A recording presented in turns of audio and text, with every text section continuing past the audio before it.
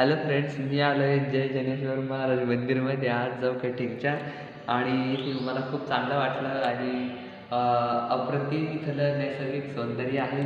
त्याचबरोबर श्री सद्गुरू महाराज यांच्या सानिध्यात बनलेलं हे मंदिर.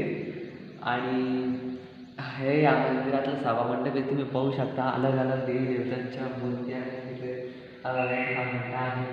त्याचबरोबर दरवाज्यामध्ये नंदी महाराज पण आहे आणि खूपच सुंदर असं सभामंडप आहे. त्याचबरोबर कासवाची एक छोटीशी मूर्ती पण आहे, जे तुम्ही जवळून पाहू शकता. आणि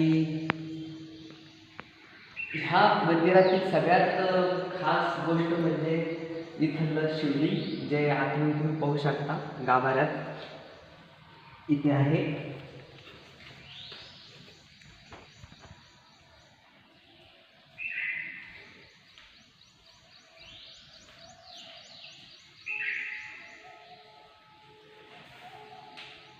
मनुष्याच्या भावाचं एक असं रम्य उदाहरण आणि निसर्गाच्या सानिध्यामध्ये असलेले हे मंदिर खूपच सुंदर आणि मनोभावनातून बनवलेलं आहे. खूपच छान आहे. मला इथं येऊन खूप चांगलं वाटतं आहे. आणि इथून तुम्हाला दिसेल की इथे एक माग फार जुनी एक गडी आहे, जी इथून दिसत आहे.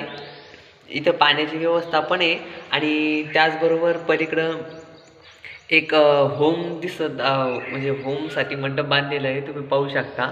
ते पण आहे इथे. आणि जुनी गडी आणि खूप काही आहे इथे पाहण्यासारखं.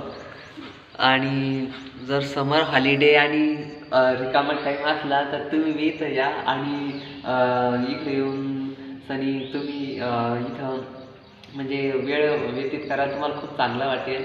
इथं तुम्हाला मन शांती लावेल. मलाही मिळत आहे. मी तर 5 दिवसासाठी होमला पण आलो होतो मागं. फेब्रुवारी महिन्यामध्ये होम असतो आहे ना इथे. हां, तर तुम्ही पण या आणि एन्जॉय करा इथे. चला बाहेर पडू थोडंसं.